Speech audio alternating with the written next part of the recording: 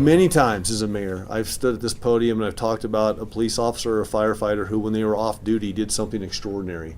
And today's another example of that with Albuquerque Fire Department Captain Kevin O'Brien, who's with us today with his beautiful wife. And thank you for joining us. Thank you. And we're honoring Kevin today for his decisive life-saving actions while off duty when he noticed a cardiac arrest after a car accident. So this past March, while sitting in his vehicle at the intersection of Wyoming and Manal, Captain O'Brien noticed that a pickup truck had rear-ended another car. And he was actually coming from another training, another Albuquerque Fire Department training on fall prevention, I think it was. Yes, so Captain O'Brien immediately got out of his vehicle to check on the driver of the truck. Although he was off duty, his first reaction was always to help. A bystander alerted the captain that somebody had already called 911. And as Captain O'Brien approached the truck, he realized that the driver was unconscious and was not breathing. Without hesitating, Captain O'Brien removed the driver's seatbelt, placed the man on the ground, started checking his vital signs. He soon found out that the man had no pulse and that he was not breathing. So he immediately started started hands-only compressions, and you've heard us talk about this. So Dr. Ramo has Project Heart Start. I've taken it. I encourage everybody in our community to take it. It's a short 45-minute deal. You get in there, you learn this hands-only, no breathing anymore. So this is what Captain O'Brien did. Exactly what we're trying to teach the community. Of course, he's got more training, obviously, but so he started the hands-only CPR on this gentleman. A few minutes later, a bystander, civilian, offered to rotate out with Captain O'Brien to ensure that consistent pressure was given to the driver. With the help of the bystander, Captain O'Brien was able to remove the driver's dentures to prevent choking. Once Albuquerque Fire Department uniformed and engines arrived, Captain O'Brien informed them of the progress that he had made, and of course they went to work immediately, as they always do. Through the work of Captain O'Brien, the bystander, and AFD, the driver regained his pulse. And just before the ambulance transported him for further medical attention, started seeing life signs. So thanks to the intuitive actions of Captain O'Brien and the bystander, the driver survived. In fact, he spoke to the driver 2 days ago. Yeah, just a couple of days ago. So ago. what a great story. And while on duty, Captain O'Brien teaches our hands-only CPR classes for the City of Albuquerque employees, and this is something that we have been trying to push throughout the City of Albuquerque since I've been the mayor. Is we have 6,000 employees almost. Let's get those employees trained up on this. So he helps us a great deal with that, and he was also instrumental in Pulse Point. So I don't know, was it how many months ago? It was February 5th. February 5th, I'm going to pull my smartphone out here. And on February 5th, we announced Pulse Point coming to Albuquerque. This is something I asked Chief to look into. He did. And this is a great tool for our community. What Pulse Point does, it's a free app that you can put on your smartphone. And it ties you directly in with the Albuquerque Fire Department with their dispatch. And there's a new version of it out. And we have, I think, about 1,000 people that have signed up in the community. So 1,200 for Pulse Point. And what it allows you to do is be alerted as a citizen if there is a cardiac arrest or something near you. And as we know, seconds matter. And of course, here's the exact talking points here. 2 months later, we're thrilled to report that 1,271 citizens have downloaded the app, and that an additional 200 new downloaded it just each and every week. Currently, there's 456 subscribers who have indicated that they're willing to perform CPR. So on Pulse Point, there's two things. First of all, you sign up and it'll give you alerts. But there's also a setting on there to actually say if you would be willing to do the CPR. AFD receives 1 to 2 cardiac arrest notifications each week with bystanders nearby that can provide CPR. And we just want to say to everybody, please download this app. And if you need to be trained on CPR, there's a couple of great ways you can do it.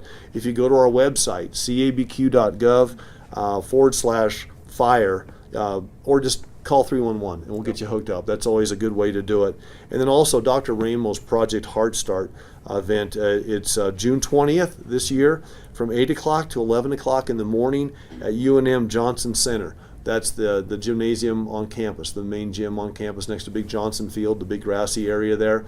So on June 20th from 8 till 11, you're going to show up. You're going to be there for less than an hour. You're going to learn hands-only CPR. You're also going to learn how to use an AED, which is one of those battery packs, that you can put on people when they're having a cardiac arrest. And so it's just a wonderful, wonderful thing to have done. And I'll be there. Like I say, I got my training last year. I'm going to talk my wife into getting her training this year. I know my son's a scout, so he's already received his training. But with that, I want to have Chief Downey come up and say a few words. And if I missed anything on Pulse Point, please let us know. So, Chief Downey. Yeah, thank you, Mayor. Just to reiterate what the Mayor said, very proud of you, Kevin, for all of the work you do every day. I mean, Kevin's the reason we have such a robust CPR, AED, and the Pulse Point app applications in the city. And every opportunity we can to teach hands-only CPR. We were at the Isotopes Park this Sunday for Public Safety Day. We had the hands-only CPR booth set up, and we had people come by while they're at the ballpark taking a few minutes to learn CPR. CPR is really, really easy. We can teach it to you in less than 15 minutes. And his application in this circumstance is what we teach everybody. Hands-only CPR, early AED, early 911, and we have great outcomes like this. So, Kevin, congratulations on everything you do. Thanks a lot. Could you just do one thing while we get the meeting here?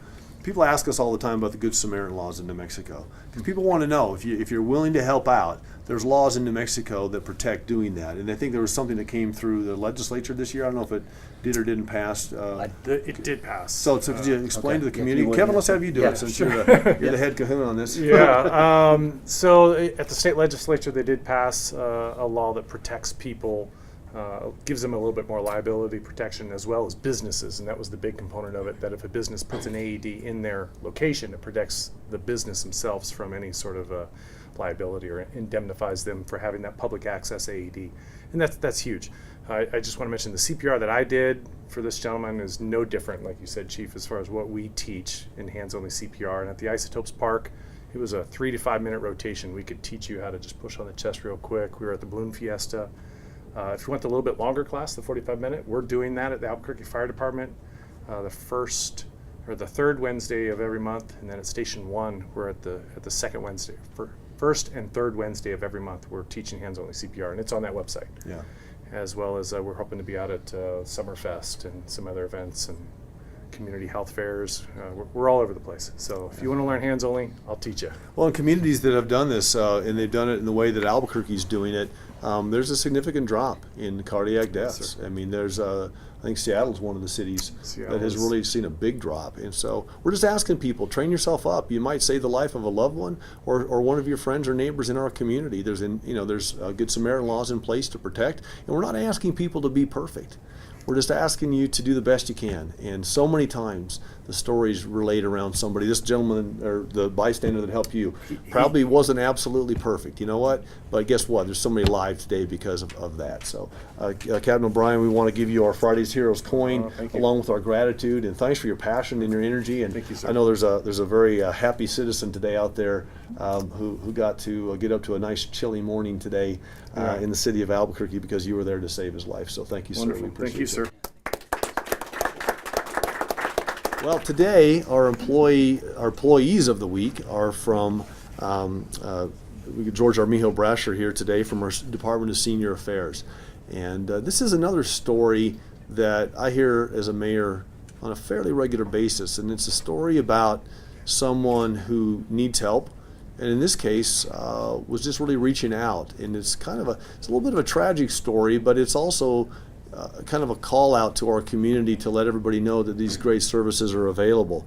Our employees of the week this week are Patricia Duran, who couldn't be here today, and Bernadette Garcia Sanchez, who is here with us, along with Georgia Armijo Brasher, who's my Director of Senior Affairs.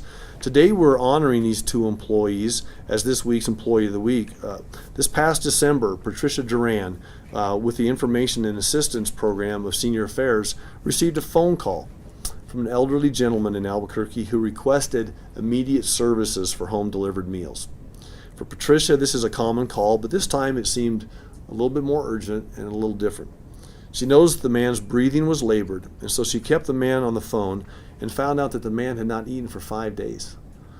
Realizing the severity of the man's situation, Patricia immediately went to her supervisor, Bernadette Garcia Sanchez, who's with us today. Bernadette was obviously alarmed and offered to pay a visit to the man to assess his situation. When she arrived at the man's house, she quickly realized that the man needed immediate medical attention. She called for medical help, and the individual was transported to the hospital. She later received a call from the gentleman's daughter who lives out of state, thanking both Bernadette and Patricia for the compassion that they showed to her father. Both Bernadette and Patricia sensed a serious situation and did not hesitate to follow through with the outreach to one of Albuquerque's most vulnerable citizens. Unfortunately, I understand the gentleman did not survive. And so this is a call to action for our community. We have so many great employees at the city of Albuquerque and so many great services available from Meals on Wheels. In fact, I'm going to Meals on Wheels after this today to thank them for the great work that they do in our community. Department of Senior Affairs, we've got a brand new kitchen. How many people a day do we feed? Over 1,500. Yeah, 1,500 people every day get a meal in Albuquerque, so that it's available, and we want people to use those services. So there's a phone number, 768. Excuse me, I got a frog. There's a phone number, 764. 6400, 764-6400. If you know someone in your family that needs a hand, please give us a call. If you can't remember that number, call us at 311, and we'll get somebody out there to assess the situation and do everything that we can to help. I want to have Georgia come up and talk a little bit about some of the great work of these employees and maybe some other opportunities as well. So with that, Georgia Armijo-Brescher. Thank you, Mayor. It's a privilege to be here today and be able to honor some of the unsung heroes that work in the city every day. And with the Department of Senior Affairs and through our information and assistance line, those folks have been trained to be really aware and sensitive to the calls they get for assistance. And with that, Patricia, who is not here today, was really keyed into the needs of this gentleman and was able to take it to a colleague, Bernadette, here, and together with their supervisors were able to take action and get the gentleman served in the best possible way. It did not end well, maybe, but his child, the gentleman's child that lived out of town, was able to come and visit him and spend good time with him. And that really makes a difference in a family's life. And so we offer that service every day. Like the mayor says, if you would call 764-6400, we will provide you with information and assistance to the kinds of services that we provide on a daily basis. I'm really proud, Mayor, that you offer us this chance to honor our heroes in our departments every day. Thank you. Thank you, Georgia, for the great work that you do. I get so many positive feedback, so much positive feedback on the Department of Senior Affairs, and you've taken the department to new heights, and so congratulations to you. We appreciate that. So Bernadette will have one of these for each of you, for both you and Patricia. It's an Employee of the Week mug that we like to give out, along with a certificate, Employee of the Week, and a letter for your personnel file. So just thanks for doing great work. We appreciate you, and thanks for being good at what you do, but thanks for having a big heart. And I know it's a tough job some days. We hear a lot of tough stories, but thanks for what you do. We appreciate you. Again, if I can say something. Yeah, please. Case management with Department of Senior Affairs is a great resource. We work off of 6 caseworkers in Bernalillo County and unincorporated Bernalillo County. The resources are unlimited and knowledgeable people in the area in which we work. Please remember us as the umbrella of Department of Senior Affairs. And I just couldn't have better leadership with Miss Georgia here and the rest of them. It's a great division to be a part of. I love it. Thank you so much. We appreciate you.